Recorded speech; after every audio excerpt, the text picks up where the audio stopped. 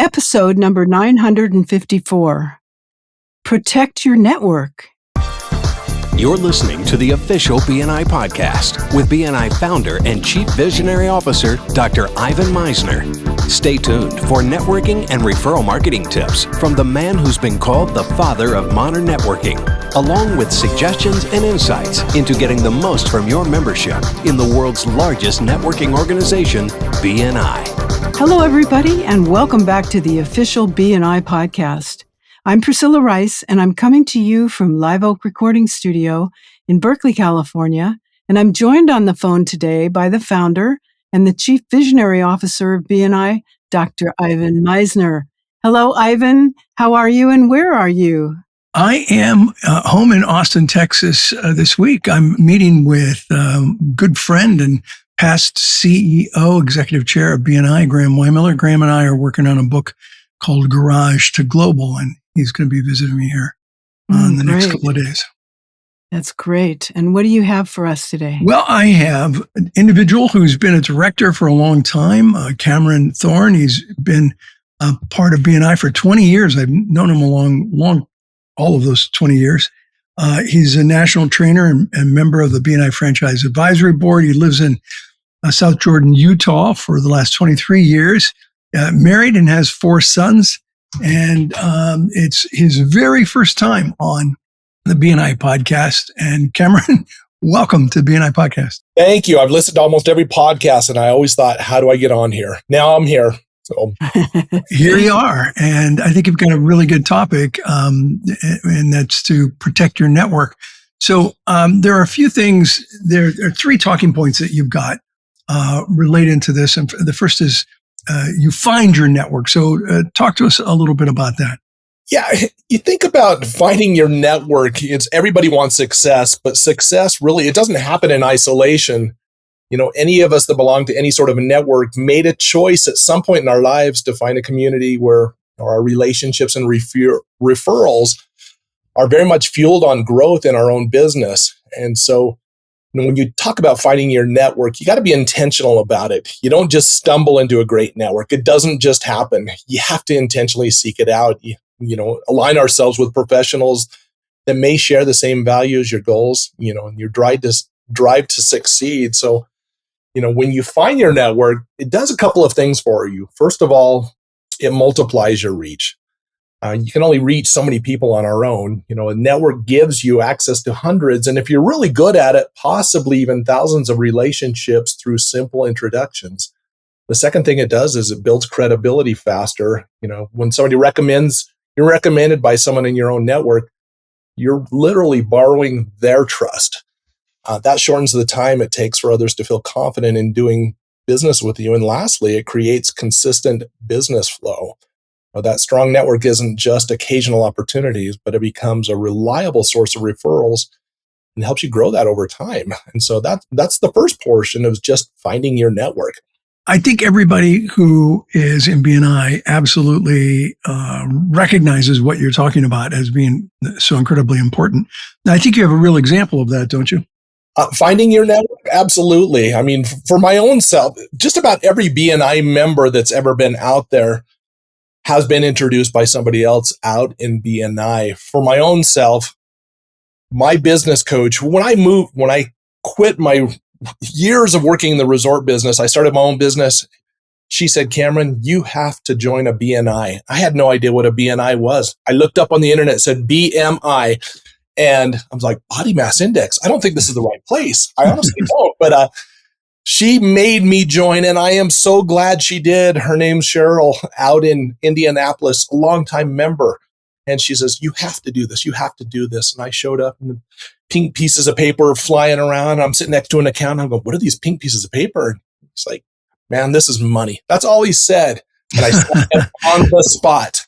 And now, for those of you who haven't, you just reasonably new to BNI, what we're talking about are the referral slips that we used to use much more than we do today because of BNI Connect. But go ahead. I didn't mean to interrupt you. No worries. And so once you find your network, the second one about protecting your network, you got to respect your network. That's the second portion of this. I wanted to just hit on real quick here is Finding the network is simply only the beginning.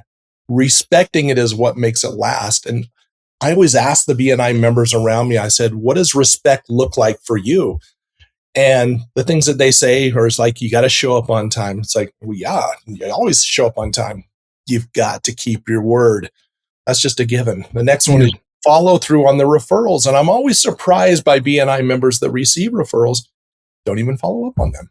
Isn't that crazy that happens? It happened to me just recently, by the way. I gave somebody a referral. And I said, give me a call. He didn't call me and I had to call him. I was like, hey, man, this is a 5 on the referral scale. Exactly. And you follow up on those referrals, and then you protect the reputation of those who trust you enough that they recommended you. And then you got to treat it like it's your very best client. I always ask BNI members, I present to 2 or 3 chapters a week, and I say, explain your best client.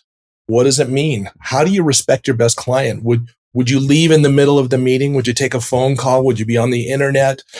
Would you be late? Yeah. All these types of things. And they're like, absolutely not. I treat them with most respect. And it's like, if you're with this BNI long enough, this will be your best client. It will be your best client at some point. Treat it that way. Yeah, absolutely. Any story to represent that? Or are we ready to move on? There's always, when I'm in the room, I say, when someone in this room passes you a referral, it's more than a name. It's a transfer of trust. If you mishandle that, you're not just letting down one person, you're letting down your entire network. But when you handle it with excellence, you elevate not only yourself, but also the person who referred you. And so you got to keep that best client happy. So first part is find your network. Second, respect your network. Yeah. All right. So the third one is never leave your network. Talk about that. Are you kidding me? If you spent all that time getting your network, why would you ever leave your network? The business it's simply a journey. And it's not always an easy journey. There are reasons, there's seasons of growth and seasons of struggle, but the one constant is always going to be your network. There's so many reasons why you wouldn't want to leave your network. We've come through, I was in BNI during 2008, during the market crash. I was there during the COVID. It's your safety net during these challenges. We watch people shift in what they're doing during these times. It's like, hey, I can't help you.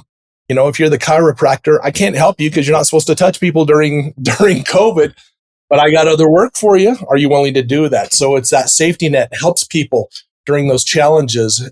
It's also your cheering section. When you succeed, you've got people behind you.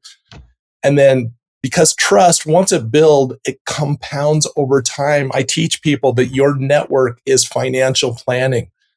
It is. The longer you are with that, the better it gets. You're your first year in financial planning. You're like looking at your portfolio and like, oh, I put in $10,000. Why is there only $6,000 inside of there? Well, everyone had to get paid. So, but year 2 and 3 and 4, it compounds, and it's the same in BNI. Your first year, usually you're least profitable.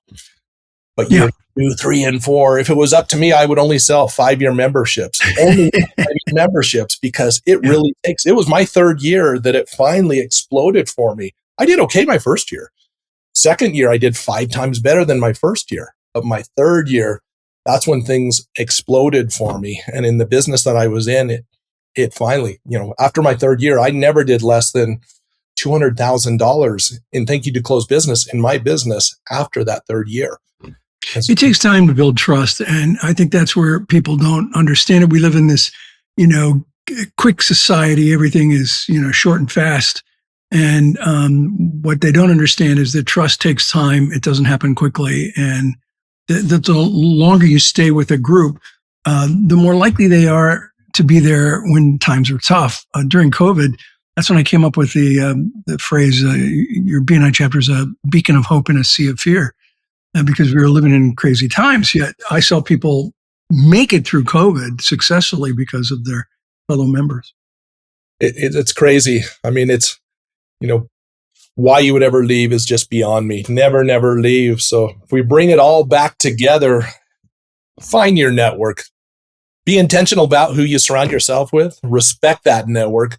Show up, follow through, treat it like it's your best client, and then you never leave your network. Because it's more than business, it's community. I teach people network like your business life depends on it, because it truly does. So BNI is more than just a group. It's a foundation for success. You know that. So I do. I've been doing it 41 years, and I keep, I see it over and over and over again that when people give it time and they build the relationships, they do really, really well. And when they, treat it like hunting versus farming, they just blow through the group and they think, hey, I built relationships with these 30 people. I'm done. Now I'm going to find another 30 people. And that's just not the way to do it. Well, can I tell you a quick story? I left out my 5th year thinking I had it made. And I created a golf group to go play golf and thought those referrals would still come to me. And I didn't tell my wife. I didn't tell my business coach. I didn't tell anyone. And we're looking at my bottom line in year 5. And I lost like 48% of my business. Wow. And my business coach, Jennifer, she cusses like a sailor, and she sure did when she found out. She goes, what's been going on? I said, I love BNI. And she screamed at me. Her name's Jen and my wife's name Jen. I've had 2 Jens yelling at me at the exact same time on the phone. I immediately got back in. It wasn't the same chapter, and it immediately just took off again for me. So well, we're really glad that you got back in. Give us your website in Utah for BNI. Our website is bniutahnorth.com. bniutahnorth.com. Listen, Kameron, it was great having you on the BNI podcast today. I really appreciate it. And with that, let me hand it over to Priscilla. Okay. Well, I think that's it for this week. Thank you so much for the great information. It was really fun. This podcast is sponsored by MeisnerAudioprograms.com. These audio programs will provide you with the tools and the inspiration to powerfully enhance your BNI experience. So check out the great material that's available to you at MeisnerAudioprograms.com and use the promo code IVAN50 for 50% off of everything. All of the proceeds go to the BNI Foundation. Thanks so much for listening. This is Priscilla Rice, and we look forward to having you join us again next week for another exciting episode of the official BNI podcast.